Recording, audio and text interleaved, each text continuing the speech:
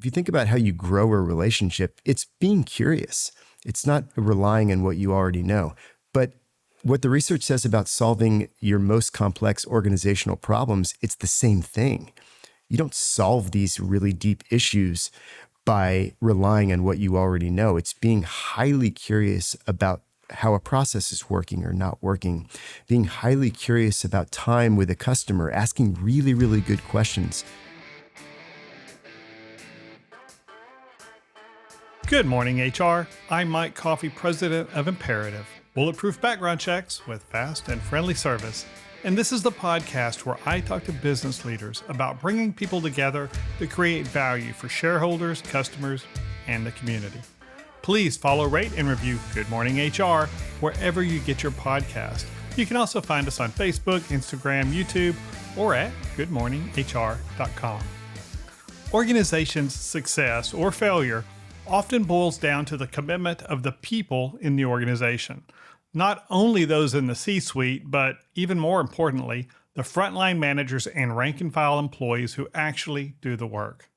And just like there are indeed dumb questions, there are also such things as really bad cultures. But in my experience, what often gets diagnosed as a bad culture is really just a culture where the values of the people in the organization are not fully in line with one another.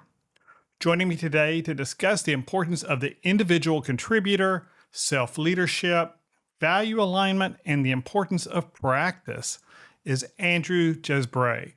Andrew is co-founder, along with his brother Alex, of PRAX Leadership Academy, a training organization dedicated to transforming companies by transforming their people. Over his career, Andrew has led entrepreneurial startups and coached C-suite leaders in large organizations. Welcome to Good Morning HR, Andrew. Thank you, Mike. Glad to be here. This is a lifelong dream. You said exactly what I told you to, so thank you. You win. No, that was what I wanted to say. Okay, well, thank you. So I am a firm believer that organizations really don't have values. We talk about organizational values, but organizations don't. The people in the organization bring their values with them, and those things all kind of make a porridge of what the organization's values are. And then certainly leadership can incentivize certain behaviors and do things like that. But even those decisions are still the individual values of those leaders. So let's start with all that I said in the opening. In your work, how often do you encounter truly bad cultures, because certainly they're out there, as opposed to cultures just where there's a value misalignment? Yeah, values is such a huge and I think misunderstood topic in organizations. We talk about values generically, I think, as leadership, but oftentimes they end up dusty on the shelf and ignored. And I think the most important thing to understand about values, first and foremost, and you're probably familiar with this idea of incongruency and congruency. And the dirty little secret about values is that we are almost always congruent, meaning we are living our values. Whatever we do is a reflection of what we care about. So this concept of being incongruent is really just the fault line between our ideal self and our actual self. And so we like to think at PRAX that this idea of incongruence is really only a temporary feeling of dissonance, where we don't like a thought or an action or a behavior because it doesn't jive with who we want to be. And organizations experience this, but you are what your record is, as Bill Parcells used to say. Your culture is a reflection of what you do.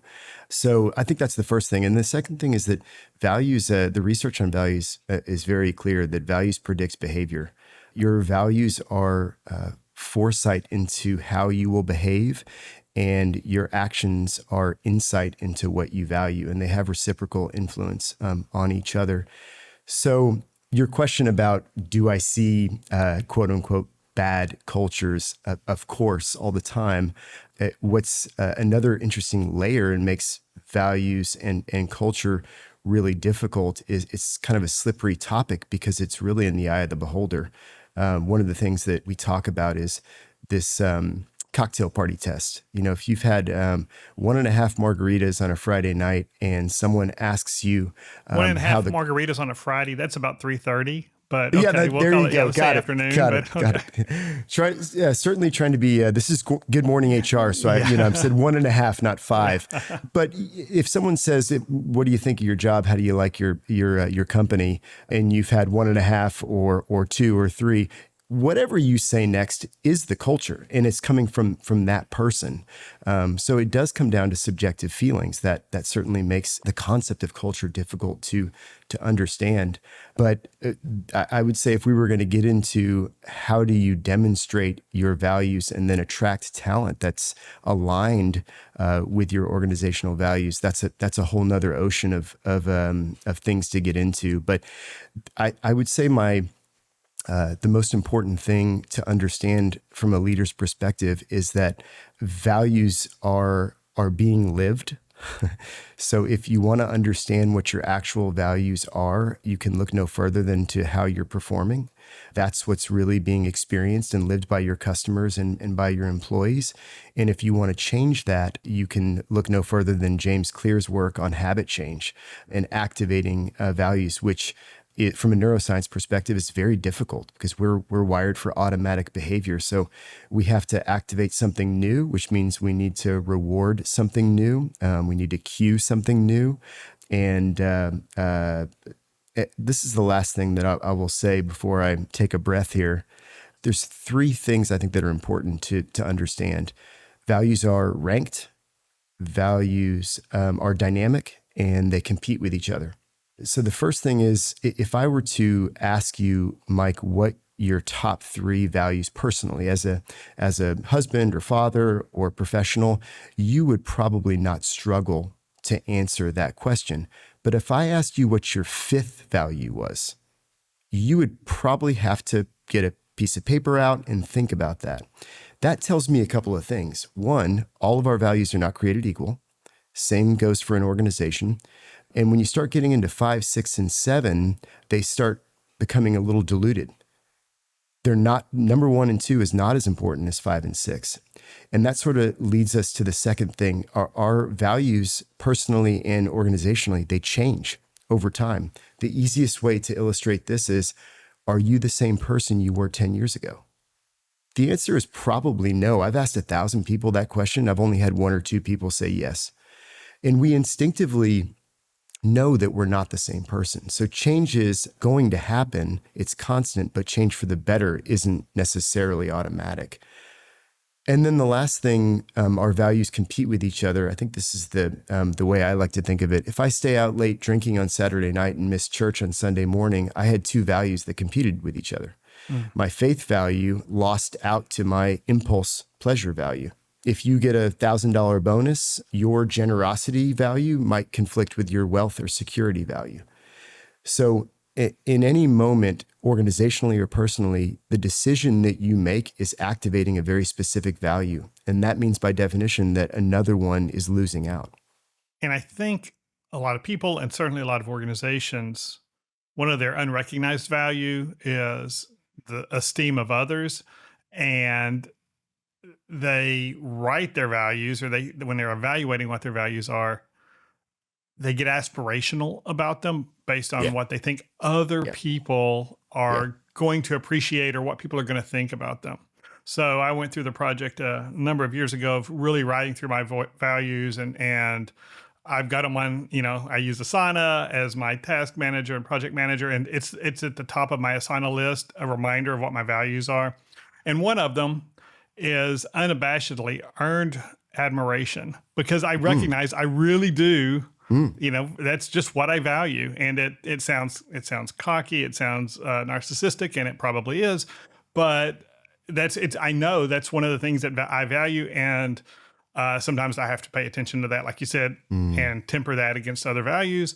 Other times I can indulge in that in a positive way, and I can help people, and I get their earned admiration or their earned, gratitude, because I've earned it and I've brought value. So I think that's one of the things that too many companies do is they say, okay, this is what'll look good in the market, or this is what'll attract candidates. But when the people actually get in the organization and they see how leaders lead, how employees interact with one another, and all those, they realize that the real values, like you said, your performance, demonstrates what you really value, and then and that's your culture. And Yeah. so, how do Yeah. what do you think causes that, that misalignment between what we state and what we aspire to Yeah. and the way we really do things? Well, I think it's very wise what you just said, Mike, that you're honest and authentic about something that's important to you. I find it funny that the first go-to for us discovering our values as people is to look at a list of really beautiful words and then choose the words that we connect with. When you say it out loud like that, there's a tremendous gap between who we actually are and who we aspire to be. I believe it was Aristotle said that we have one ultimate goal as human beings, and it's to bridge the gap between our actual and aspirational self. That's our ultimate goal. And I find that to be accurate. I think that's it's certainly a beautiful notion. And when we talk about unhappy or dissatisfied people, I think one of the first things that I see is this, not to be overly dramatic, but this kind of fault line in their soul, and understanding not your aspirational values, but who you really want to be. And those are not necessarily the exact same thing. You mentioned it just a few moments ago.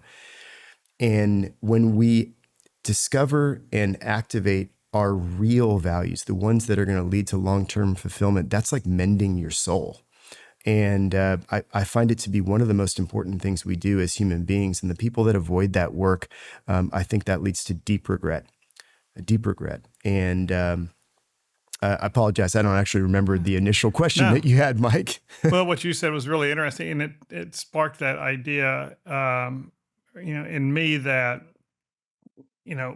just, talking about aspirational values, recognizing that your values that you state, and even that you tell yourself, this is what I really value. I mean, I think that's the first thing is people ignore what value, the term value. All it is this is what I value. This is what Right.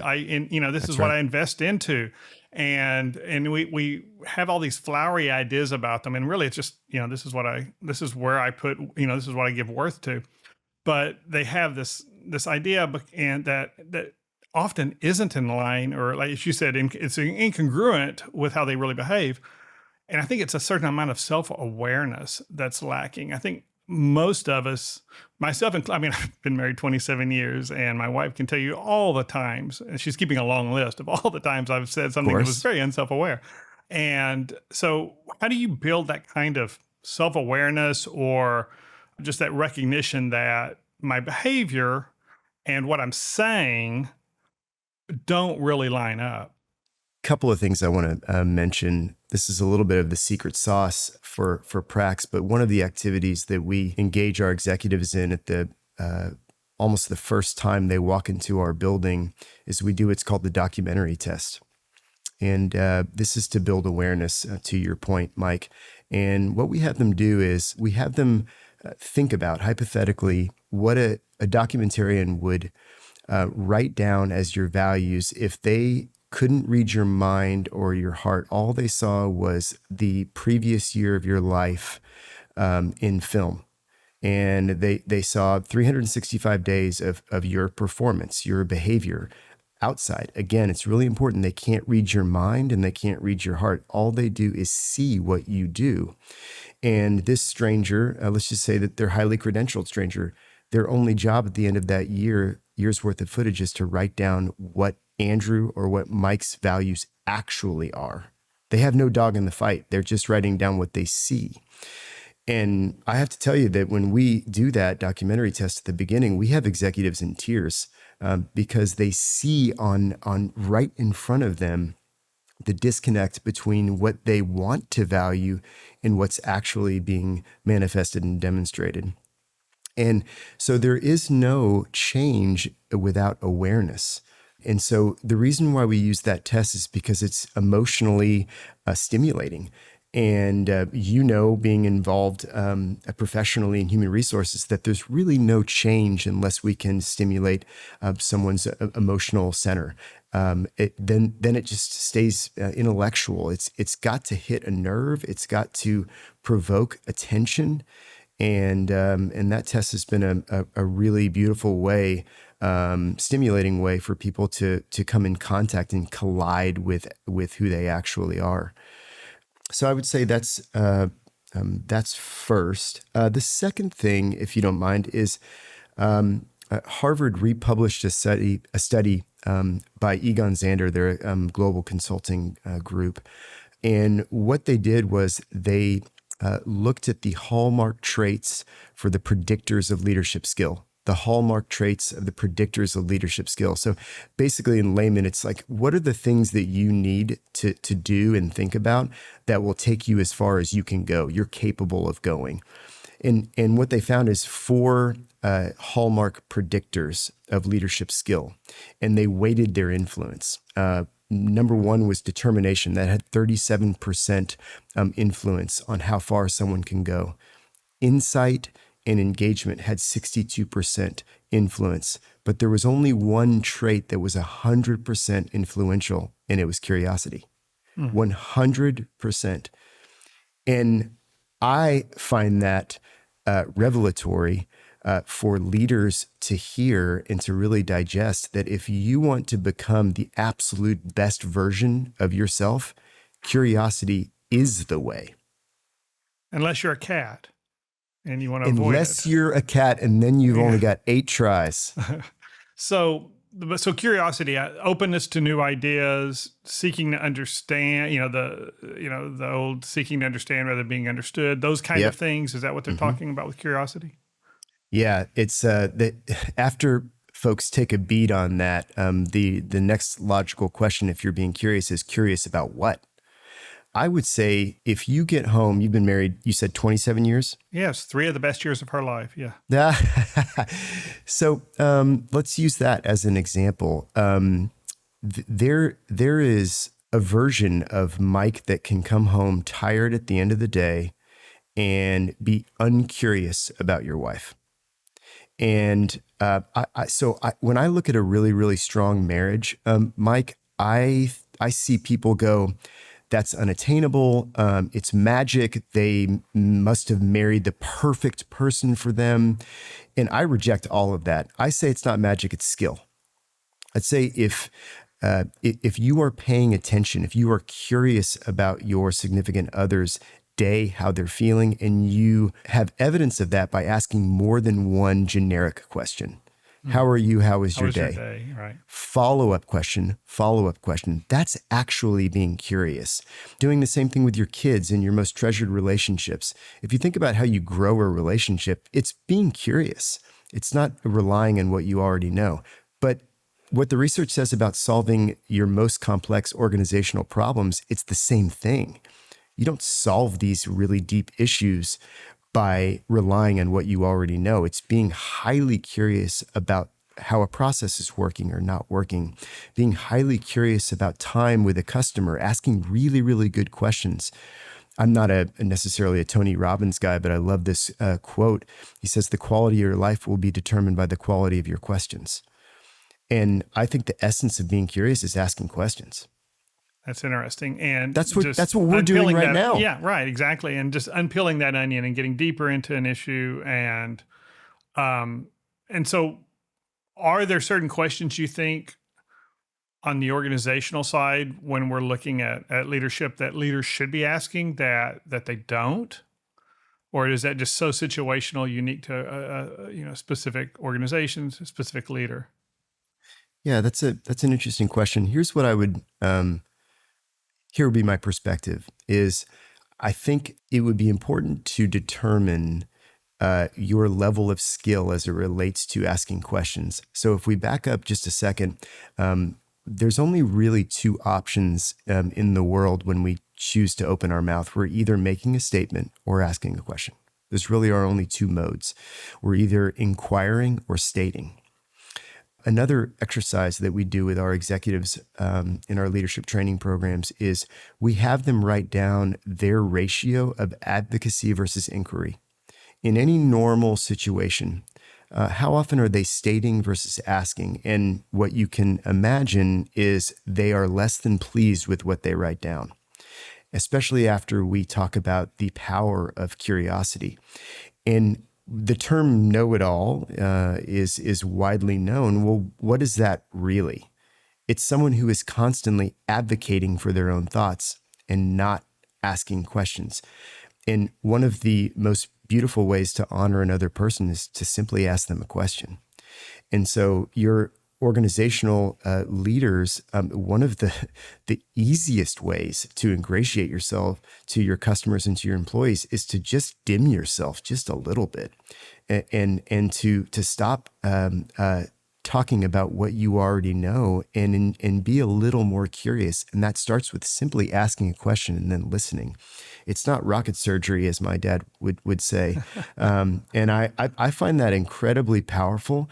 And it's something that's easily practiced day to day. This isn't something that's abstract. It's simply asking more questions to take this lopsided ratio of inquiry and advocacy and just flipping it for a day and seeing how it feels, seeing what the results are, seeing if there's any fruit that's being born. And let's take a quick break. Good Morning HR is brought to you by Imperative, bulletproof background checks with fast and friendly service. At Imperative, we help our clients make well-informed decisions about the people they involve in their business.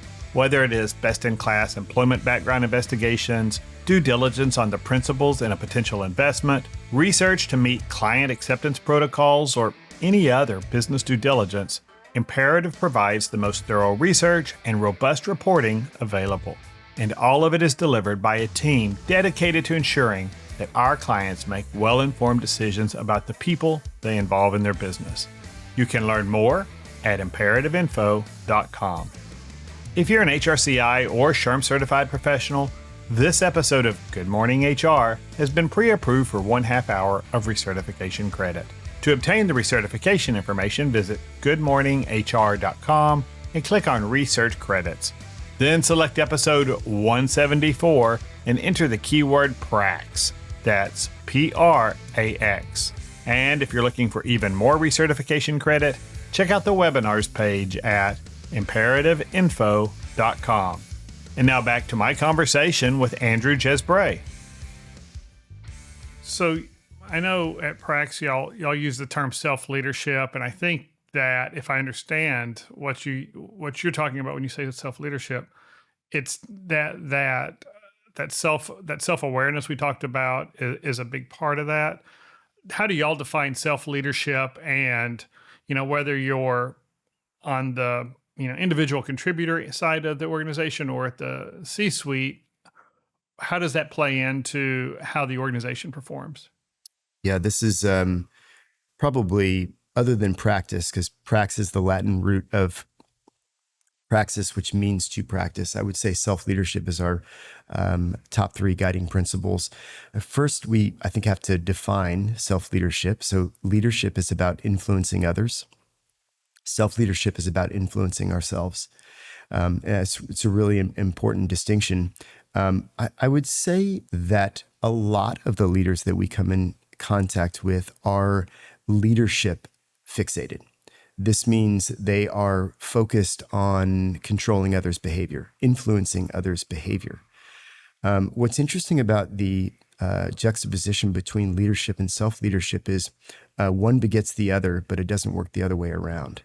If you are focused on yourself, then you will increase your capacity to lead others, but it doesn't work the other way. If you are focused on controlling others' behavior, you yourself have not improved. So one has sort of a compound exponential positive effect and the other one doesn't. And it doesn't mean that leadership isn't important. It's vitally important. That's one of the things you're paid to do, other than make good decisions and devise a strategic plan. You're leading people. But if you are inept at leading yourself, then you are at a huge deficit.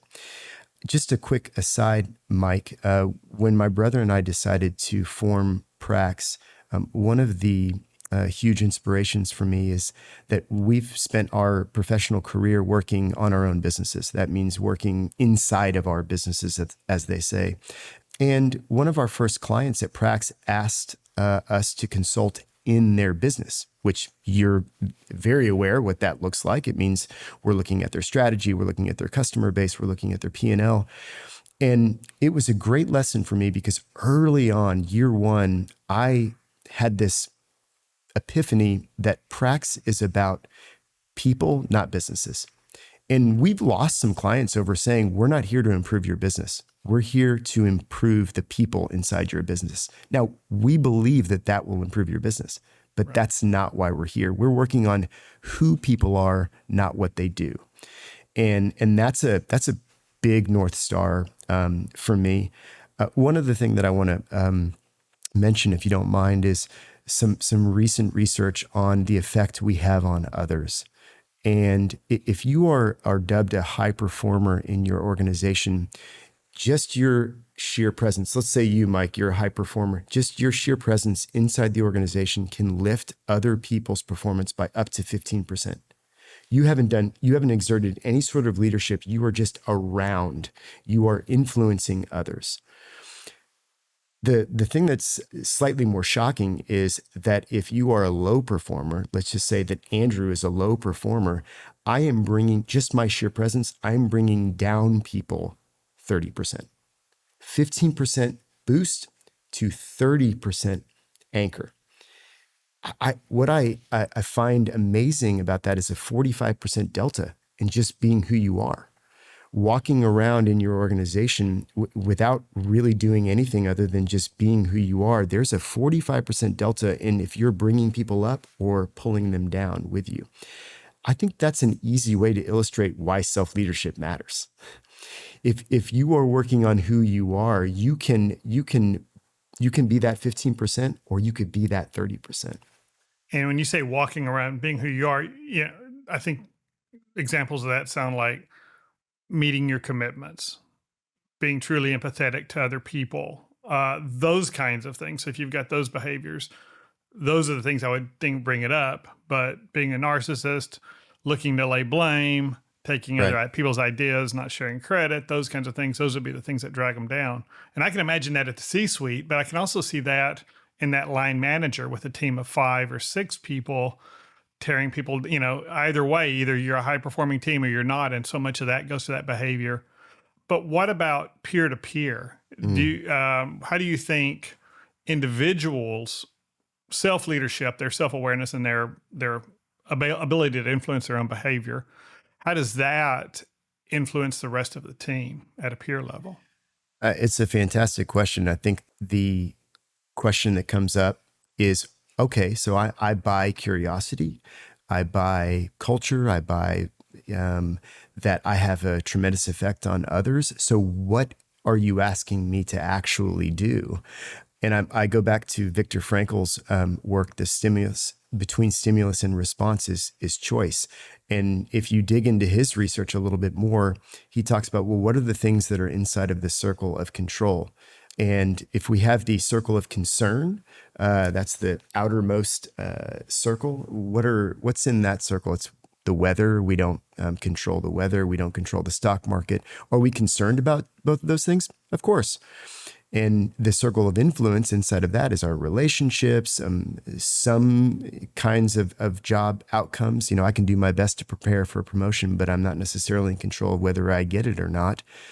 The only thing that's really inside of the circle of control are our thoughts and actions and our responses more specifically. So when we really drill down on self-leadership, we like to think of it in terms of this acronym FITS, fully influencing the self. What are the 3 core things that we can actually control? And it's values, cognition, and behavior. Values, cognition, and behavior. And we've talked a lot about values. It's understanding what really drives us. And if we want those things to actually drive our behavior. And that's why we start with that documentary test. When I mentioned this before, but content people that are not devoid of insecurities, but generally happy people, we like working with those folks. Customers like working with those folks. Unhappy people bring unhappy habits and behaviors to work. And we sometimes we call that toxic, sometimes we call that hard to work with. But my favorite customers, my favorite colleagues, they're happy people. They enjoy what they're doing. And it doesn't mean that they don't have difficult things in their lives, but they tend to carry themselves a little bit lighter than others. So values is number one. And when I say cognition, I'm really talking about how we appraise the events in our lives. So how do we process what are our emotional regulation abilities, our maybe our lack of thinking errors, the people that are able to process the exact same event in a much more purposeful and positive way than maybe someone who is imminently negative. And then finally, our actions. And I'd say this seems like a duh, but one of the things that we work on with executives are mastering the fundamentals, sleep, nutrition, and movement. And I want to point out that we're not talking about diet and we're not talking about exercise, which can be like triggering words for some people. The people who live to be 100 aren't doing CrossFit. They're gardening. They are moving. They're moving their bodies. This is the way our bodies are designed. So we talked about values, we talked about cognition, but when it comes to actions, we want to master the fundamentals first. If I show up exhausted to work, Mike, that's going to influence my mood and it will influence the performance and it will influence how others receive me. That's my job, not yours. That's interesting. And that cognition part, and it seems like really if you get the values and the cognition, the actions would almost be easier to make the change in, right? I mean, because you've already recognized this is what I truly value, and then I've got my head on straight. I'm seeing things for what they are. I've got a certain level of emotional intelligence, which is something you can learn. It's not easy, and it takes effort. But then you've got those two. Then that third thing, those the actual behaviors that the actual things you're doing, whether to take care of yourself and do all that, seem to probably make a lot more sense to you. Yeah, it's a great point. I would say that stop behavior is really challenging. Stop doing that, Andrew. Stop doing that. And the reason why is there's no change in my reward system when you just tell me to stop. Yeah. Start behavior is a lot more impactful, and we can replace old habits with new habits. The science on neuroplasticity is really clear. We can actually change our brains over time. But that automatic behavior, there's a cognitive effort that goes with changing the stimulus that leads to this reward. And so when we just say, stop doing that, stop being angry about that, stop feeling like that, stop smoking, stop doing this, that tends to not work. What does work, and you pointed it out, is the wisdom in starting with your values and with your thoughts. And that translates to purposeful actions with a lot less resistance than the other way around. So we're right up on time, but I want to, before I let you go, I want to dig a little deeper into that idea of value misalignment between the organization and the individual contributor, whether it's at C-level or a frontline employee. It's kind of a two-way street, right? I mean, and hopefully we're at the job application, the interview, that first connection between the individual and the company when we're exploring this, rather than somebody's already on board and now we're realizing we've got this misalignment. From either the individual perspective or from the organizational or leadership perspective, making hiring decisions, what does that evaluation look like? How do you get a real sense if you're looking at going to work for a company or you're looking at hiring somebody that they are aligned or they're not aligned with your organization's values? Yeah, that's that will be our next Good Morning HR. But no, I would say first, some data that caught my attention was that almost or up to 80% of new hires were placed by referrals, and I think that's important. But why? Why are referrals such a powerful source? Birds of a feather. Yeah, I would say it's a values data point. I would say that if you and I have worked together with Sally and we both vouch for Sally, we understand what drives her. We understand how we feel working with Sally. It's really not a performative evaluation. It's really more of an emotional evaluation. You'll enjoy working with Sally. I can vouch for that.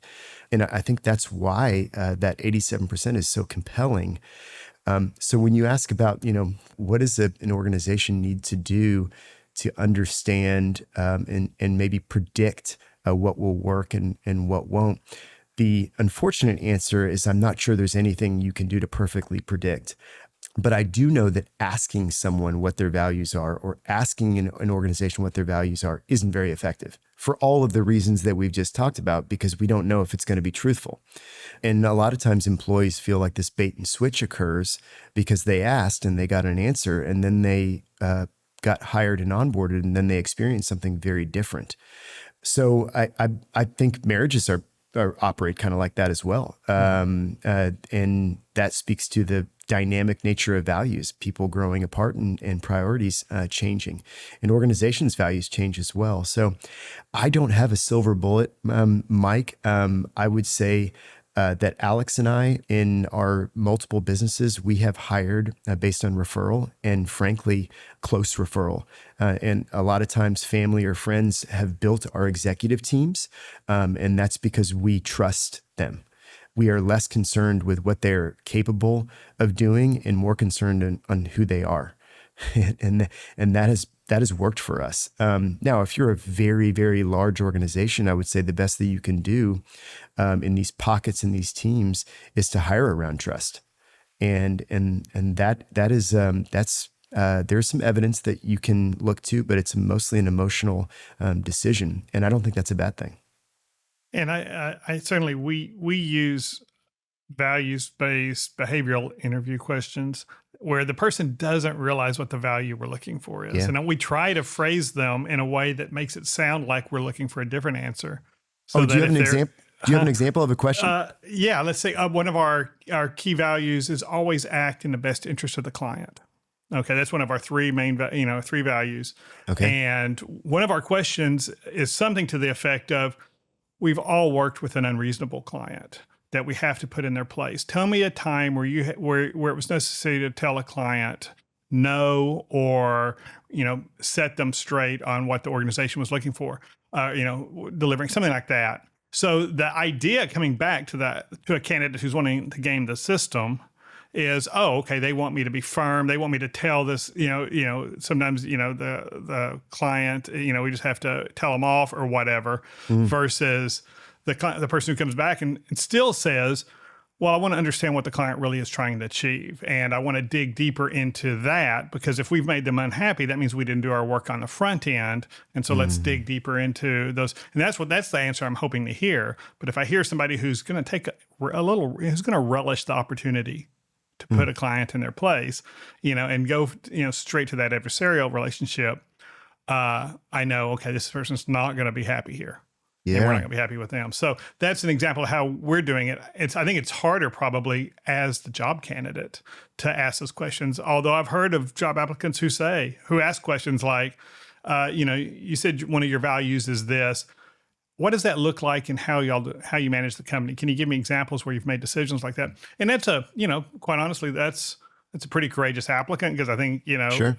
But if it goes back to your values, and if your value is being able to be frank and open and honest with your employer, and you ask a question like that and it annoys them, and they eliminate you from consideration, you just did yourself and them a favor. I love that. Because, you're going to have that incongruence you were talking about earlier.